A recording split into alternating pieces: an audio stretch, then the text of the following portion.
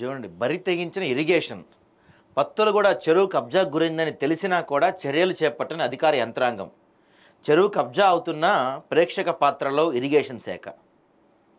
So Medchal జిల్లా ఉప్పల్ మండలం పత్తులగూడలో అక్రమార్కుల ఇష్టరాజ్యం. సుమారు 10 ఎకరాల 15 గుంటల విస్తీర్ణంలో పత్తులగూడ చెరువును కబ్జా చేసి యథేచ్ఛగా విల్లాల నిర్మాణం.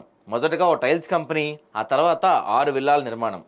బఫర్ ఎఫ్టీఎల్లోకి వస్తున్నట్లు నివేదిక ఇచ్చిన నార్త్ ట్యాంక్స్ డివిజన్. ఇరిగేషన్ సంబంధిత అధికారులు అనుమతులు ఎలా ఇచ్చారనే విమర్శలు. చెరువు కబ్జా చేసి నిర్మాణం చేపట్టారనే నివేదిక ఉన్నప్పటికీ చర్యలు మాత్రం శూన్యం. భారీ ఎత్తున ముడుపులు తీసుకున్నట్లు ఆరోపణ. అక్రమ నిర్మాణాలు తొలగించి చెరువును పునరుద్ధరించాలని డిమాండ్ చేస్తున్నారట. ఎక్కడ చూద్దాం సరే మనది పూర్తి వార్త. చెరువు కనపడితే పాపం అయిపోయిందిగా మనకి. ఇదిగో మొత్తం చెరువు చూడండి, చక్కగా చూడండి ఎలా ఉన్నాయి విల్లాలు హ్యాపీగా. తెలంగాణలో భూముల ధరలు పెరిగిపోవడంతో కొందరు వాటిని పోతం పెట్టి కోర్టు గడిస్తున్నారు. ఇది ఎక్కడంటే మనకి మేడ్చల్ మల్కాజ్గిరి జిల్లా పరిధిలోని ల్యాండ్స్లో ధరలు కోట్లు పలుకుతున్నాయి. రాష్ట్ర రాజధాని నగరం పరిధిలో ఏ మారుమూల ప్రాంతం చూసినా భూములు కాస్ట్లీ అయిపోయాయి. హైదరాబాద్ చుట్టుముట్టు ఉన్న ల్యాండ్స్పై కబ్జాకోరుల చూపు పడింది.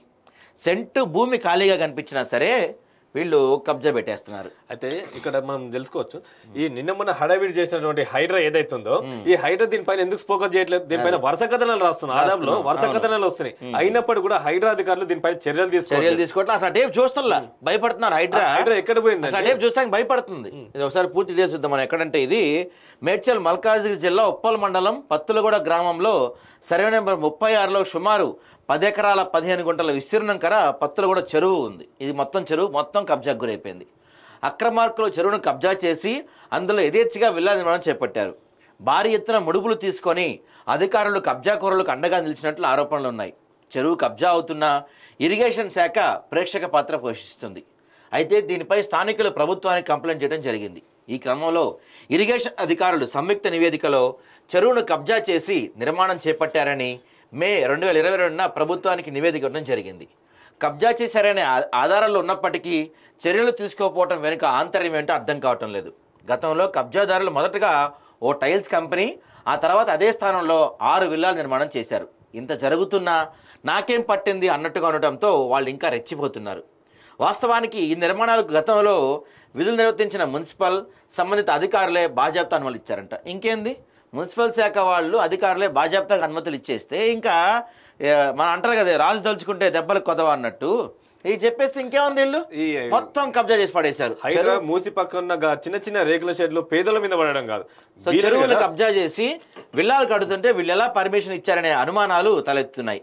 ఈ విషయంలో ఇరిగేషన్, మండల సర్వేయర్, అప్పటి తహసీల్దార్ భారీగానే మామూలు ముట్టాయని ఆరోపణలు ఉన్నాయి. ఆకలికి అన్నం పెట్టి ఊరికి ఉపకారం చేసినట్లు అన్నట్టుగా ఉంది ఇక్కడ ప్రభుత్వ అధికారుల పనితీరు. తప్పు జరిగిందని రిపోర్ట్ ఇస్తే ఏం లాభం?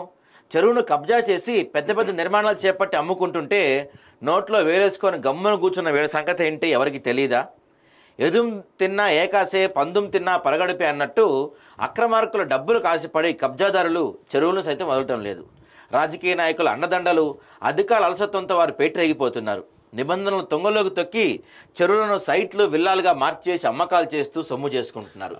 అయితే సో మొత్తం కళ్ళ ముందే అంతస్తుల మీద అంతస్తులు నిర్మిస్తూ చెరువు ఉనికిని ప్రశ్నార్థకం చేస్తున్న అధికారులు పట్టించుకోకపోవడం విడ్డూరంగా ఉంది. పైగా అక్రమార్కులు ఇచ్చే ముష్టి డబ్బులకు ఆశపడి అధికారులు తమ డ్యూటీ మరుస్తున్నారు. తద్వారా చెరువులు అన్యక్రాంతానికి ప్రత్యక్ష కారణమవుతాయన్న విమర్శలు ఉన్నాయి. చెరువులు, కుంటలు లేకుండా చేస్తూ భవిష్యత్ తరాలకు ఉపయోగపడే వాటిని పూర్తిగా కనుమరుగు చేస్తున్నారు.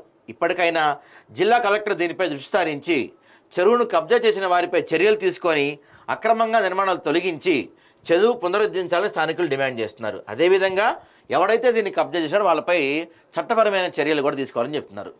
సో చూద్దాం మరి ఇప్పటికైనా ఈ మున్సిపల్ అధికారులు తప్పు జరిగిందని రిపోర్ట్ ఇచ్చారు కానీ ఇరిగేషన్ అధికారులు, మున్సిపల్ అధికారులు కూడా తప్పు జరిగిందని రిపోర్ట్ ఇచ్చారు కానీ దానిపైన ఎటువంటి చర్యలు తీసుకోలేదంట.